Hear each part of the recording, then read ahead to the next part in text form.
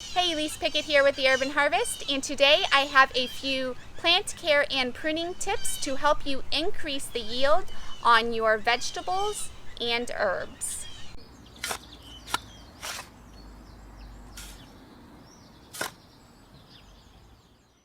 Pruning herbs is a really common thing, but I think what happens a lot of times is people overlook the fact that there are vegetables that you can prune as well to increase yields.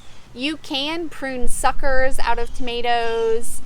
You can even prune back your squash to increase airflow, which will result in higher yields. But leafy greens also benefit from pruning, as well as many herbs. So today I'm going to go through a few different tips on how to increase your yield and leaf production by pruning your plants. This is amaranth. It is a wonderful leafy green to grow in the summer months. I do have a video on leafy greens for growing in summer. If you'd like to check that out, make sure to click the link above.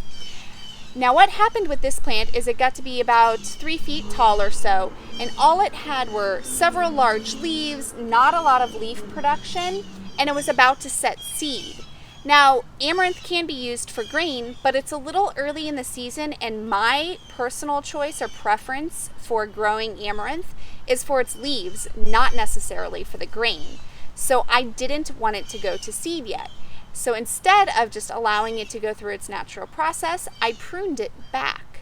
So you can see here from 2 weeks ago, I pruned the bush, and it went from 5 leaves to all of this new fresh growth and leaf production. So now I'm able to continue and extend my harvest and increase my yields. Time for a little bit of science class. These areas here, these bumps on the plant here and here, typically where a leaf attaches to the stem, but it can even be visible in trees and like down here where it's more of a scar where the initial one came off. These are called plant nodes. And what a plant node is a concentration of growth hormones and all sorts of stuff that the plant needs to grow. So by me pruning up top, it told the plant to start producing. So you can see here all of these old leaves that were the only thing growing on the plant. When I trimmed it back, the growth hormones kicked in, and you can now see new growth at that plant node. And that's what pruning helps with. This plant here you can see has no growth down here and a lot of growth up top, but it's also going to seed, which is not my primary goal with amaranth. I haven't touched this plant since it was a seedling. I haven't pruned it or done anything to it, and that's why the growth has gone up like this. I'm ready to go ahead and prune it. What you're gonna do is take nice sharp shears, and you're gonna prune it right above the plant node. I would pick something that's got at least a few leaves below it, just so that it does have something to photosynthesize with before all of that fresh growth starts. But basically, by pruning out the top portion, you can still use this, eat this in your salads, whatever else, so that's harvested. But you're now forcing all of the plant nodes left on the plant to put out that new growth. So soon, within a week to 2 weeks, I will have fresh growth over the entire plant. Basil is another leafy green that really benefits from pruning to increase yield.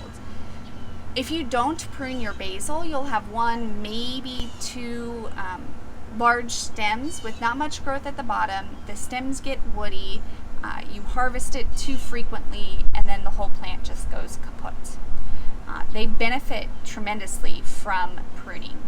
So basically what you're going to do if you're going to prune your basil plant is you want to, instead of harvesting individual leaves as you need them for cooking, you're going to want to clip off an entire portion of the plants. When you do this, you do want to make sure that you are cutting the green portion of the stem, not the stiff woody portion.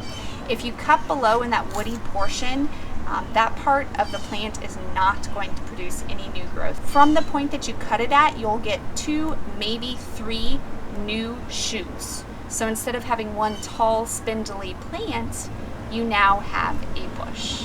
Pruning vegetables or pruning herbs may seem a little intimidating at first because you feel like you might do it wrong, or you might kill the plant or hurt the plant, but in many cases it's quite necessary, and the plants usually do really well with it. So remember, nice sharp pruning shears, and it's best with leafy greens. Always cut right above a plant node and you will be good to go. I hope you found this video helpful and informative, and if you feel more able or more confident to prune yourself now, let me know in the show notes.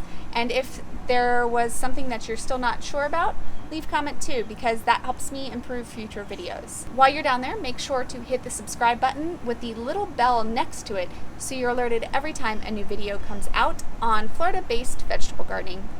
Have a beautiful day.